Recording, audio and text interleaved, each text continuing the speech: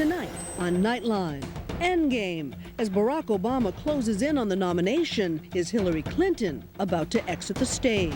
Tonight, we bring you the inside story of how Hillary Clinton's campaign went from untouchable to uncertain, with unprecedented access to the candidate every step of the way. It's the eve of the final primaries. Is it also the end of her historic candidacy? It's a special edition of Nightline, starting now. From the global resources of ABC News with Terry Moran, Martin Bashir, and Cynthia McFadden in New York City, this is Nightline, June 2nd, 2008.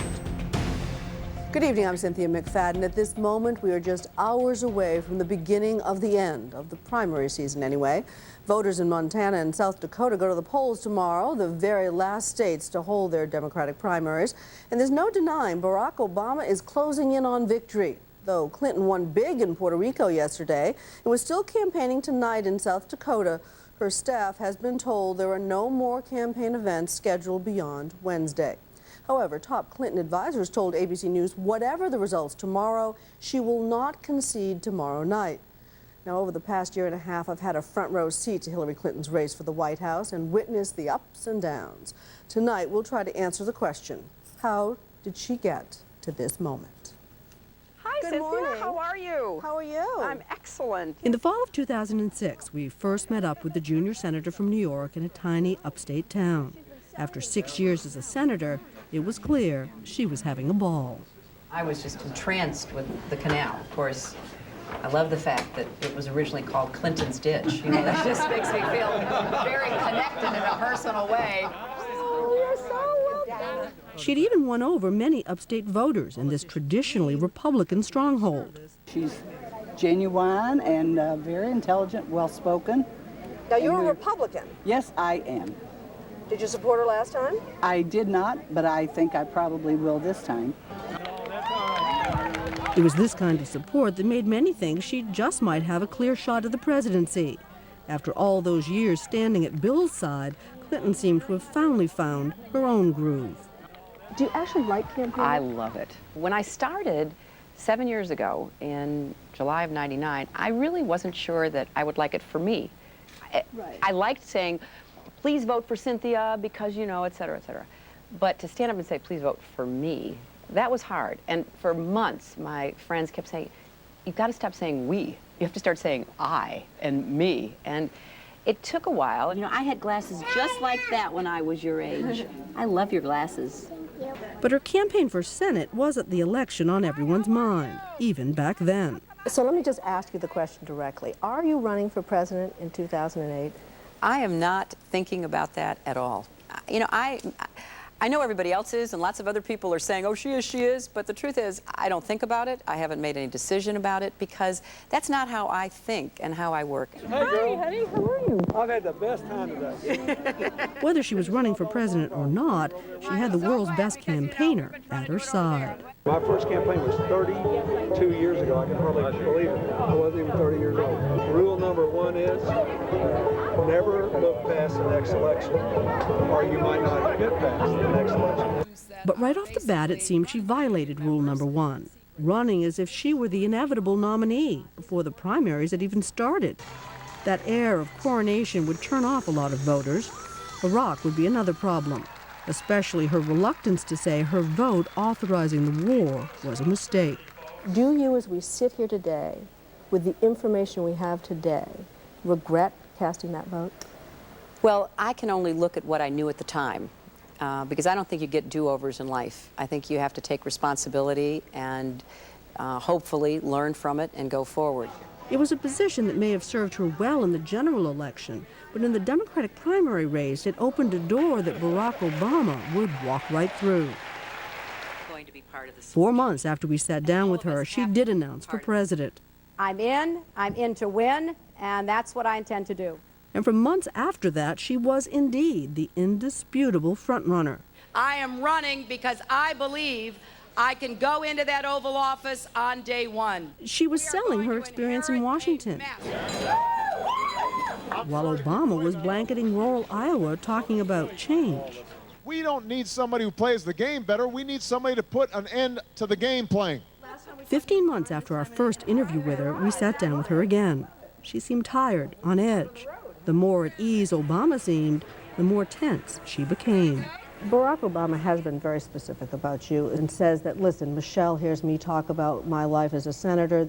She doesn't think that makes her qualified to be a senator. Would you respond to that? I am a senator. I have been elected twice in But you understand the point. Well, I understand the point, but it's really beside the point. She conceded she was struggling again to get voters to like her. As you know, there are a lot of people who, despite what they admit as leadership skills, just don't like you. Well, and most of them have never met me. And most of them, I'm just going to keep getting up every day and telling my story. Clinton came in a disappointing third in Iowa, inevitable no more. Her message seemed to change daily, while Obama's message, change we can believe in, stayed constant. But after a remarkable afternoon in New Hampshire, in which the public saw an uncharacteristic flash of emotion, I just don't want to see us fall backwards. she surprised the pundits and won. Over the last week, I listened to you, and in the process, I found my own voice. She may have found her voice, but her husband's voice soon drowned hers out. In defending his wife, he seemed to be dismissing the movement Obama had created. Give me a break. This whole thing is the biggest fairy tale I've ever seen. Jesse Jackson won South Carolina twice, in '84 and '88. And he ran a good campaign, and Senator Obama's run a good campaign here. He's run a good campaign everywhere. The comments alienated many voters, especially blacks, leading Obama to trounce Clinton in South Carolina by 28 points. We caught up with her again in Georgia, just before Super Tuesday. Your husband has certainly caused a furor in the last few weeks. Yes or no? Did he go too far on your behalf, do you think? Well, I think he is a very passionate promoter and defender of me, and I appreciate that. I think we all have spouses who are totally committed to our candidacies. But this campaign's about me. It's about what kind of president I will be, what I will do as president. So I want everyone who is supporting me to be on the same page about that. So here's what a lot of people want to know. Can you control him? Oh, of course. You know, there's only one president at a time. Campaigns get a little heated, we all know that. But when you have to make the tough decisions, I have to make the decision. Wherever we go, we're on our way. When we come back, the darkest days of the Clinton campaign and the comeback that almost got her the nomination.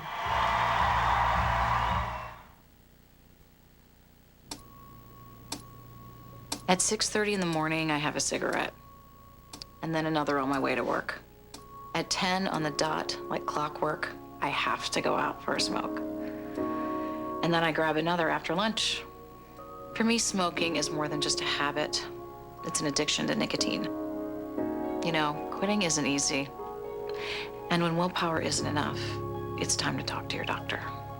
If you want to quit smoking, there's something you can do. Go to mytimetoquit.com or call 1-866-590-9500 to get the information you need to make the most out of your conversation with your doctor.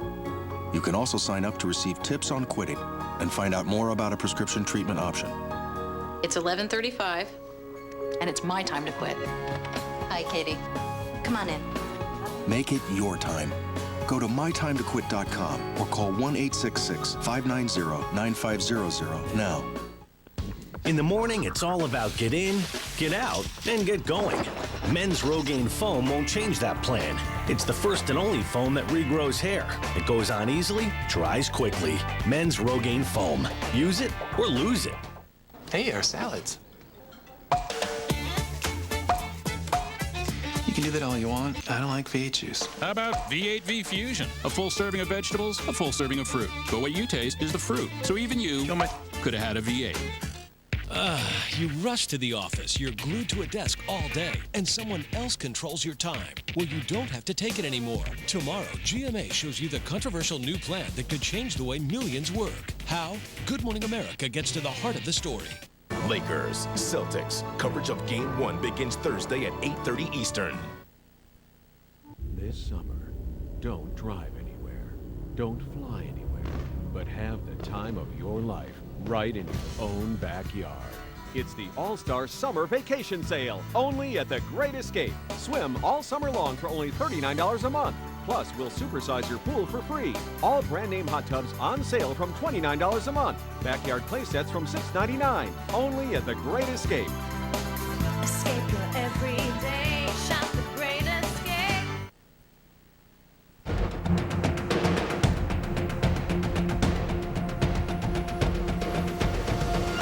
Back now to our look at Hillary Clinton's historic campaign. Yes, some Clinton backers even tonight are talking about taking the fight all the way to the August convention. But if that happens, she'll go as the underdog. So how'd she go from sure shot to long shot? By January, the unthinkable had happened. The Clinton campaign was running out of cash, while Obama was flush. Despite raising tens of millions of dollars, the candidate herself ultimately ended up loaning her campaign almost $11.5 million. I think the results last night proved the wisdom of my investment. Clinton did well on Super Tuesday, cashing in the big states, but not well enough to shut Obama out. What followed was a veritable electoral slaughter. Obama beat Clinton in 11 contests in a row, many in the smaller caucus states that she had all but ignored. But still, she persevered. We saw her again in Appalachian, Ohio, just before the March 4th contest there.